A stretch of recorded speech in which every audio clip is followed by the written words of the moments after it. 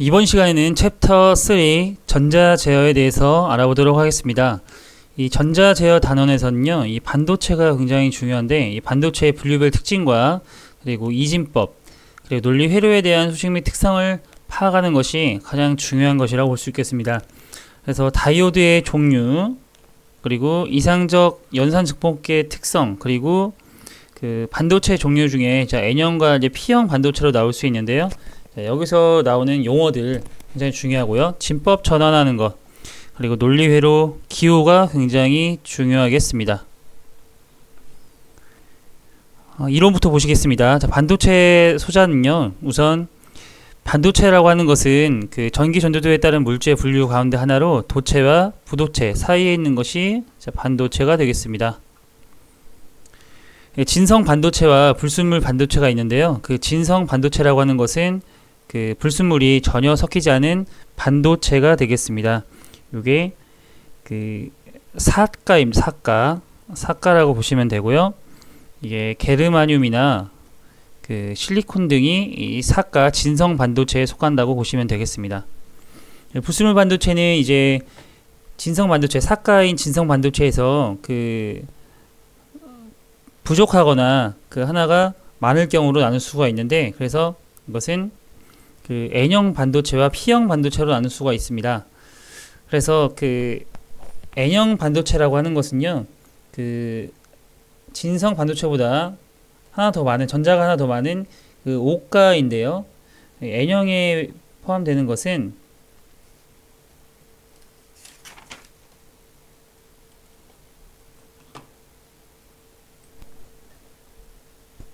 불순물이죠. 그 안티모니, 그리고 비소, 인, 납 등이 있겠습니다.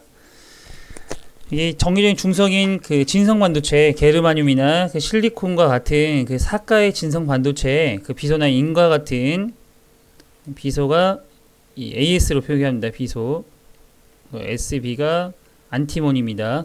인과 같은 오가의 불순물을 소량 혼입해서 사가 원소와 오가 원소의 공유결합 상태에서 한계 존재가 남게 되고, 그 불순물의 혼입량을 그 증가시키면 남아도는 전자일수 증가하겠죠. 이러한 반도체는 음의 전기를 띠게 되는데, 이것은 N형 반도체라고 합니다. N형 반도체.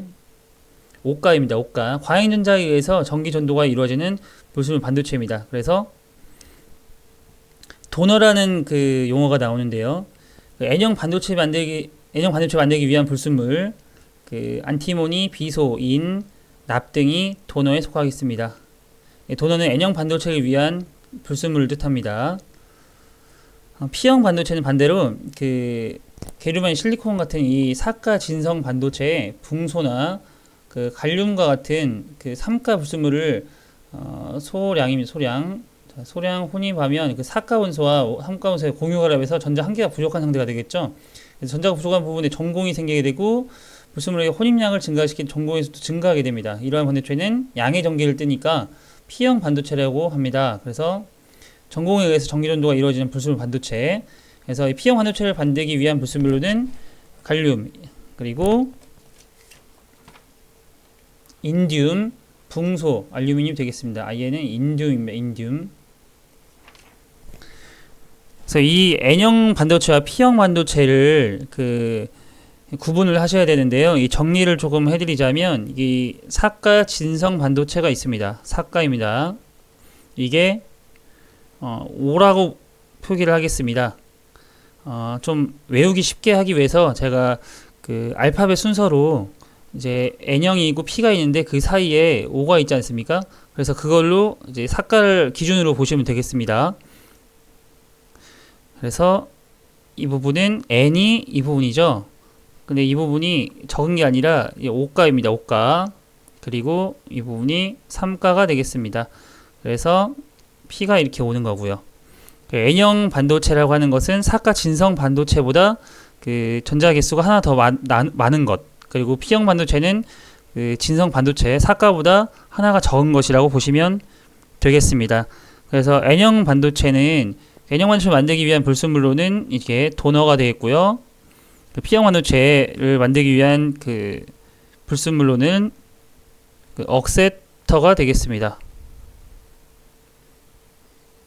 그래서 도너로는 이제 도너로 속하는 것은 안티모니, 그리고 비소, 그리고 인 등이 있겠고요. 자, 억셉터로는 갈륨, 인듐 등이 있겠습니다. 붕소까지 있겠습니다. 여기서 그 다수 반송자와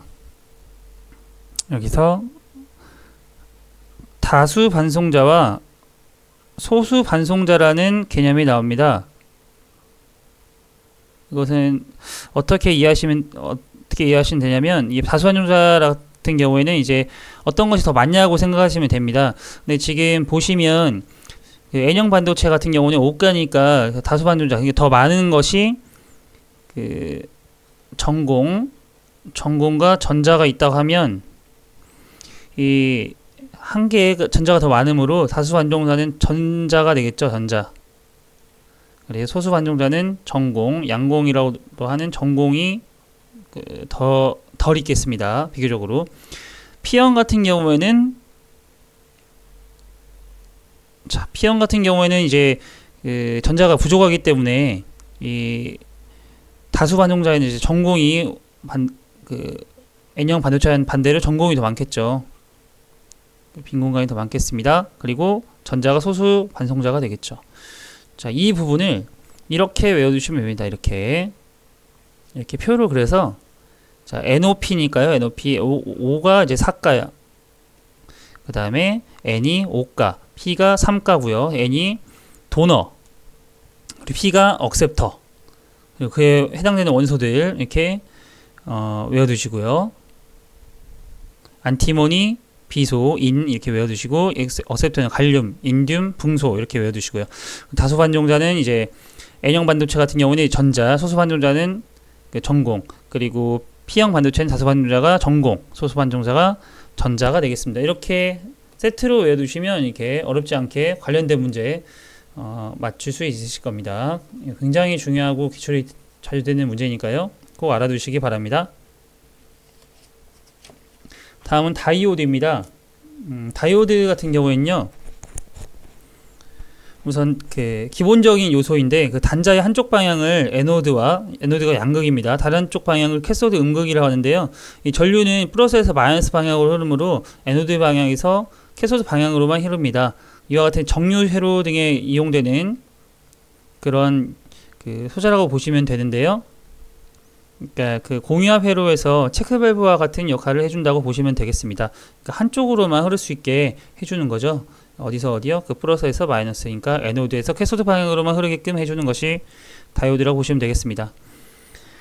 다음은 트랜지스터입니다. 트랜지스터는 가볍고 소비 전력이 적어서 진공화를 대체한 대부분 전자회로 사용되고 있는 정말 중요한 요소인데요. 그 이미터와 베이스, 컬렉터 세 단자를 가지게 되고요. 그 한 단자의 전압 또는 전류에 의해서 다른 두 단자 사이에 흐르는 전류 또는 전압을 제어할 수가 있습니다. 여기서 이제 P형 반도체, 그 PNP형 트랜지스터가 있고 NPN형이 있습니다. PNP 같은 경우에는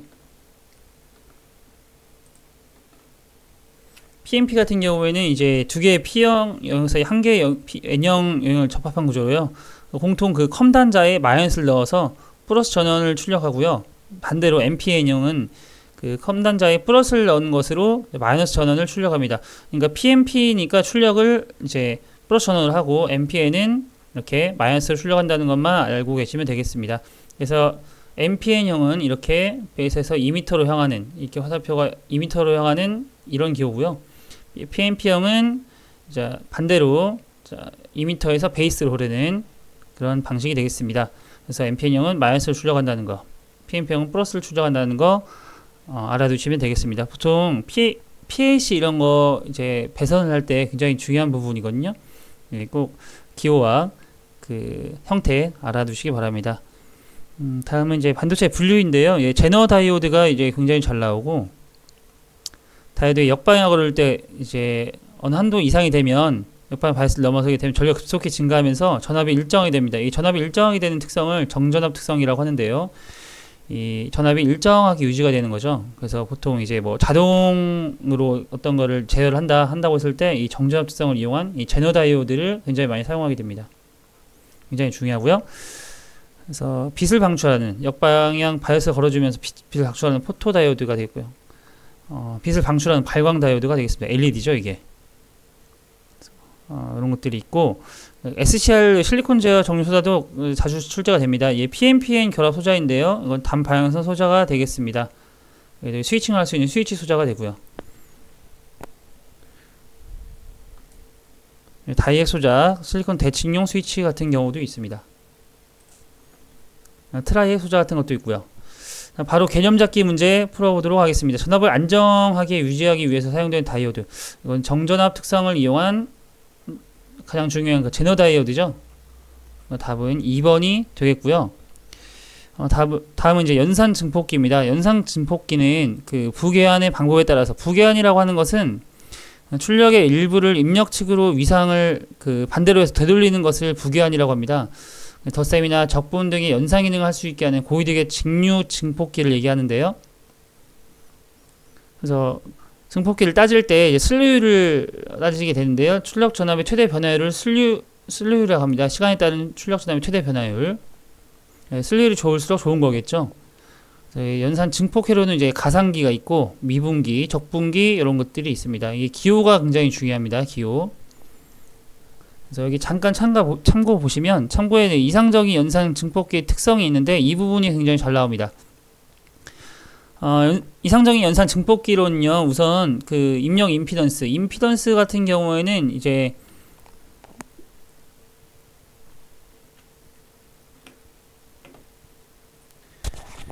그 매질에서 파동의 진행이나 도성에서 정기적 흐름을 방해하는 정도를 나타내는 척도를 임피던스라고 하는데요. 그러니까 그 보통 직류 회로에서 저항의 역할을 한다고 보시면 되겠습니다. 입력 임피던스가 무한대이고요.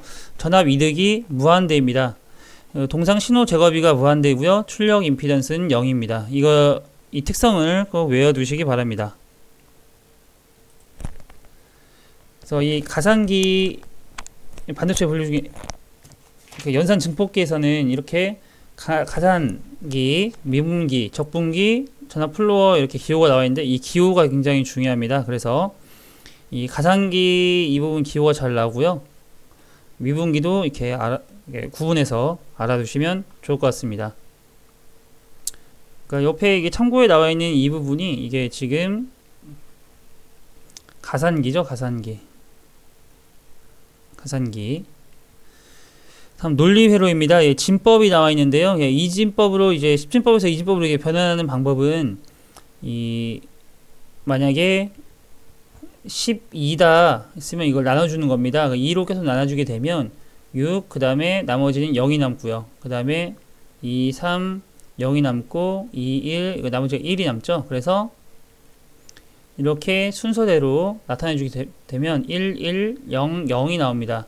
그러면 이게 나타나는 것이 여기서는 1을 나타내고 이건 2, 2의 1승, 2의 2승, 2의 3승입니다. 그래서 여기 자리마다 이게 2, 3승이면 8이 하나 있으니까 8, 여기 4가 하나 있네요. 그래서 8과 4를 더하면 12가 나오죠. 그래서 이렇게 그 10진법과 이진법 이렇게 그 상호 이렇게 바꾸는 방법을 알아봤고요. 8진법이라고 하는 것은 여기 이 부분도 이제 1이고 이게 8인 거죠.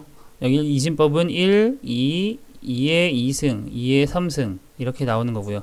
10진법도 마찬가지입니다. 10진법 같은 경우에는 10부터 이 A로 나타내준다는 것이 중요합니다. A, B, C, D, E, F로 해서 15까지.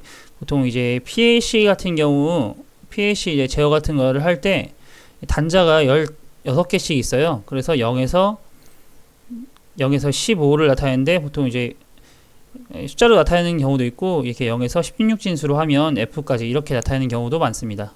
그래서 이 진법 변하는 방법 알아두셔도 되고요. 지금 10진수에서 2진수로 변하는 방법은 방금 말씀드렸습니다.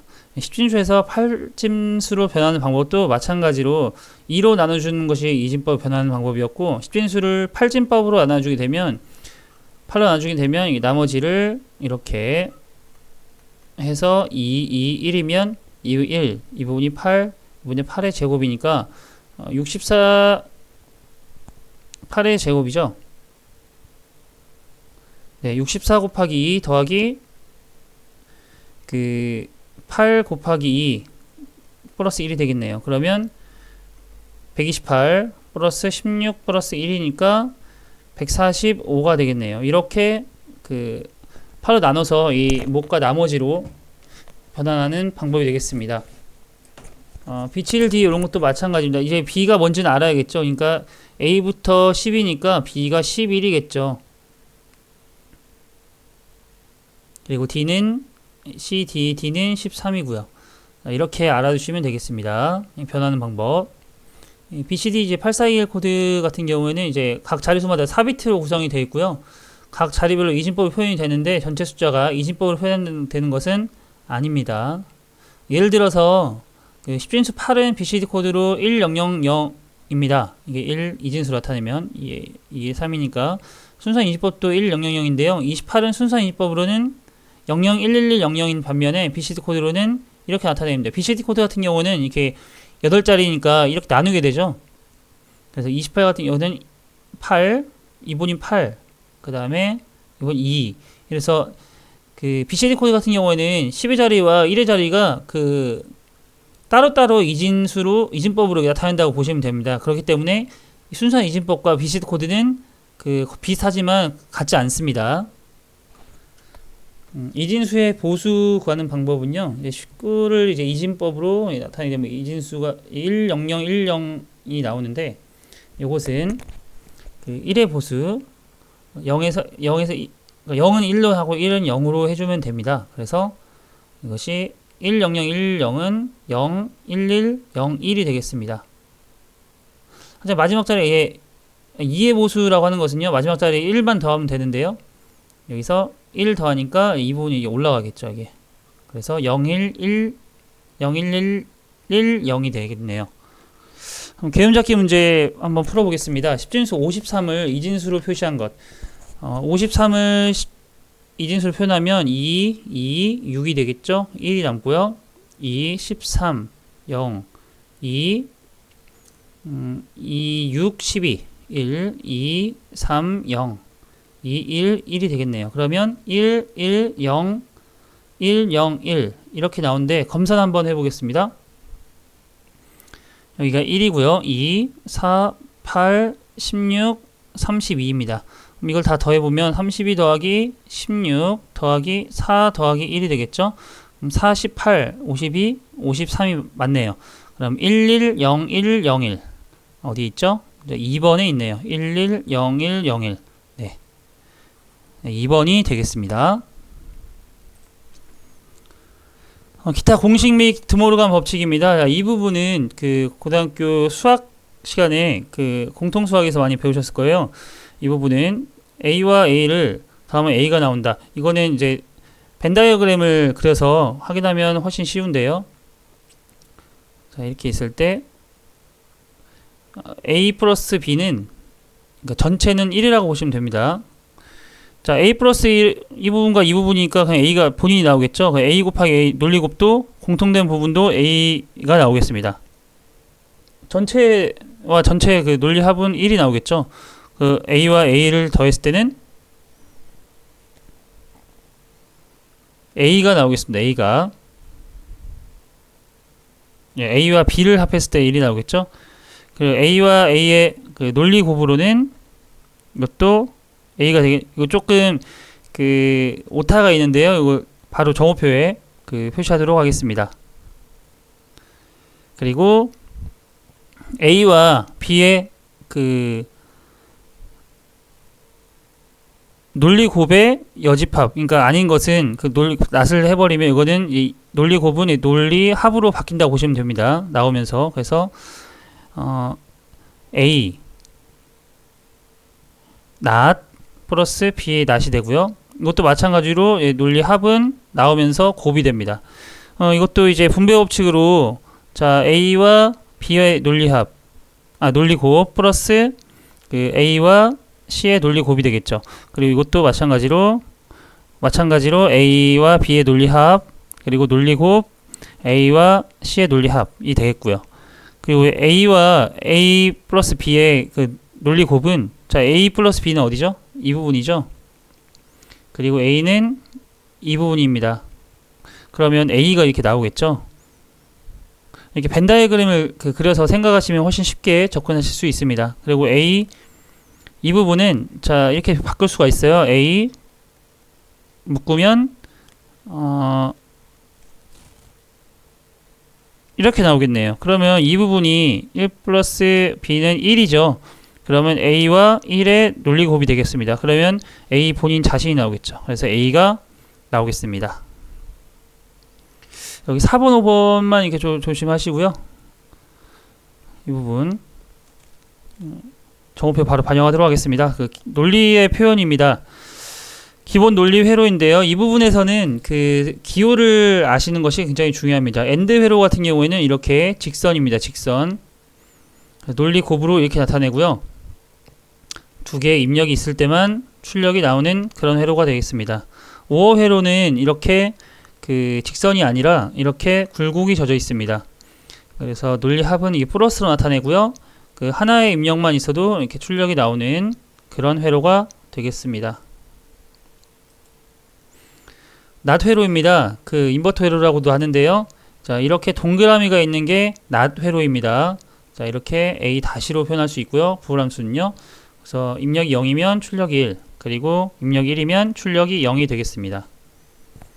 난드 회로는 그 엔드 회로의 반대로 그 두 개의 입력이 모두 있을 때만 안 나오고 나머지는 다 나오는 그런 회로죠. 그래서 논리 곱에 다시 이렇게 부호함수로 나타낼 수 있고, 이렇게 엔드 회로가 이 부분이 엔드인데 낫은 이렇게 동그라미가 앞에 붙어 있으면 그 엔드에 낫 회로를 더한 것이라고 보시면 되겠습니다. 노 회로도 마찬가지입니다. 이 부분이 5호 회로니까요. 이 부분이 낫이죠. 그래서 5호 회로 플러스 낫이 되겠습니다. 노 회로 같은 경우에는 5호 회로 반대로 그 입력이 하나라도 있으면 출력이 안 나오는 그런 회로가 되겠습니다. 그래서 둘 다 있어야 둘 다 없어야 이제 출력이 나오겠죠. 그래서 이렇게 A와 B의 논리합에 이제 다시로 나타낼 수 있습니다. 그리고 이제 XO가 중요한데요. XO 같은 경우에는 이제 서로 입력 신호가 다를 때만, 이렇게 다를 경우에만 출력이 나오는 그런 회로가 되겠습니다. 부호함수는 이렇게 표현을 하고요. 이 부분이 붙습니다. 이게 이 부분만 하면 5호인데 이렇게 하면 이게 XO가 되겠습니다. XNO 같은 경우에는 이제 XO 이 기호에 이렇게 앞에 낫을 붙여줬겠죠. 그리고 부호함수도 이렇게 다시를 붙여줍니다. 이것은 서로 입력이 같을 때만 출력이 나오는 그런 회로가 되겠습니다. 이 XO와 XNO도 굉장히 잘 나오거든요. 베타적 논리 회로. 이 부분도 굉장히 중요한 부분이니까 쭉 짚고 넘어가시기 바랍니다. 개념 잡기 문제 풀어보도록 하겠습니다. 다음에 진리표가 나타내고 있는 논리. 우선 보니까 지금 있을 때만 안 나오네요. 그리고 이것에, 그러니까 있을 때는 출력이 나오는 것에 낫을 했다고 보시면 되겠네요. 그러면 end에 그 낫을 하면 되겠죠. 이것은 난드가 되겠습니다.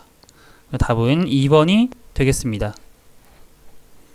다음은 플립플롭입니다. 플립플롭이라고 하는 것은요, 1비트의 정보를 기억할 수 있는 기억 소자이고요. 그 쌍안정 멀티레이터 회로가 되겠습니다. 동기식 RS라고 하는 건 리셋 셋인데요. 플립플롭입니다. 기본 플립플롭 회로에 게이트를 추가해서 플립플롭 하나의 클록 펄스 발생 기간 동안 입력에 응답하러 만든 것인데요. 이게 셋에 입력이 들어가면 계속 셋을 하고 있고, 자, 리셋에 들어가면 계속 리셋을 하고 있는 그런 플립플롭이라고 보시면 되겠습니다. 이게 기본적인 뭐 토글형 그 스위치라고 보시면 되겠고요. JK 플립플롭이라고 하는 것은 RS 플립플롭에서 이제 이게 1일 때 그 S와 R이 1일 때 정의되지 않는 출력 상태를 부정한 것입니다. 그러니까 여기서 JK라고 하는 것은 RS와 같은 의미인데, JK가 1일 때 이제 반전이 일어나는 그런 플립플롭이라고 보시면 되겠습니다. 그러니까 입력이 둘 다 있을 때 이제 부정하는 거죠. 반전이 들어온 거죠. 그리고 T 플립플롭이라고 하는 것은 트리거 입력 펄스가 들어올 때마다 Q의 출력을 반전하는 플립플롭인데요. 토글의 의문을 붙여서 T 플립플롭이라고 합니다. J와 K의 값을 항상 일정하게 인가되도록 같게 인가되도록 하는 그 플립플롭이 되겠고요. 그 D 플립플롭이라고 하는 것은요, 그 RS 플립플롭에서 S와 R 값을 항상 다르게 인가되도록, 그러니까 T 플립플롭과는 이제 좀 다른 상반된 개념이죠. 항상 같게 하는 것이 T 플립플롭, 항상 다르게 인가되도록 하는 것이 D 플립플롭이 되겠습니다. 그래서 이 플립플롭에서는 이제 종류가 무엇인지, 그러니까 우선 RS 플립플롭, 그 다음에 거기서 이제 한 가지 더 조건을 더 추가해서 만든 JK 플립플롭, 그 다음에 토글에서 따온 T 플립플롭, 서로 항상 같게 입력을 인가되도록 하는 게 T 플립플롭이었고요. 항상 다르게 인가되도록 하는 것이 D 플립플롭이었습니다. 이 네 가지를 기억해 두시기 바랍니다. 다음 조합 논리 회로입니다. 논리 회로의 소자로 만든 회로를 논리 회로라고 하고요. 게이트와 결선 회로만으로 만든 회로를 조합 논리 회로라고 합니다. 반가상기, 전가상기, 디코더, 멀티플렉서 등이 있습니다. 순서 논리 회로 같은 경우는요, 플립플롭이나 레치를 포함한 논리 회로를 순서 논리 회로라고 합니다. 레지스터, 시프트 레지스터, 개수기 등이 있습니다. 모두 다 메모리 기능이 있는 그런 회로라고 보시면 되겠습니다. 집적 회로라고 하는 것은 한 개 실리콘 기판이나 칩 위에 안전한 기능을 가진 회로를 구성하는 데 필요한 부품들을 얘기하는데요. 트랜지스터, 다이오드, 저항기, 콘덴서, 연결선 등을 처리법에 생성시킨 회로가 되겠습니다. 기타 용어로는 중요한 게 디코더, 이런 것이 중요하거든요. 레지스터도 가끔 나옵니다. 레지스터 같은 경우에는 이제 일시적으로 기억되는 직렬 기억 소자인데요. 컴퓨터도 많이 사용되죠. 레지스터. 디코더 같은 경우에는 이제 코드화된 형태로부터 바른 코드 형식으로 바꾸는 데 이용되는 장치가 되겠습니다. 멀티플렉서 같은 경우는 여러 개 입력선 중에서 하나를 선택해서 단일 출력선으로 연결하는 조합 회로가 되겠고요. 응답의 여러 형태로는 충격적으로 이제 변화했을 때 응답을 임펄스 응답, 그리고 과도 응답이라고 하는 것은요, 입력 신호가 어떤 정상에서 다른 상태로 변화했을 때 출력 신호가 정상 조달까지의 특성을 과도 응답이라고 합니다. 이 부분 과도 응답을 알아두시고요. 램프 응답이라고 하는 것은 입력이 어떤 시각부터 일정 속도로 변하고 있는 경우의 응답, 스텝 응답이라고 하는 것은 입력의 단위 계단상 변화에 대한 출력의 시간의 경과를 스텝 응답이라고 합니다. 이 과도 응답과 스텝 응답이 출제가 됐었습니다. 이렇게 지금 전자 제어 부분을 알아봤는데요. 이 부분에서는 반도체 부분이 굉장히 잘 나오고, 그 다음에 논리회로 이제 기호들이 잘 나오니까요. 이 부분은 어렵지 않으니까 알아봐 두시면 어렵지 않게 맞출 수 있으니까요. 꼭 이해하시고, 제가 말씀드렸던 방법대로 외우시면 어렵지 않게 반도체도 외우실 수 있을 것입니다. 네, 수고하셨습니다.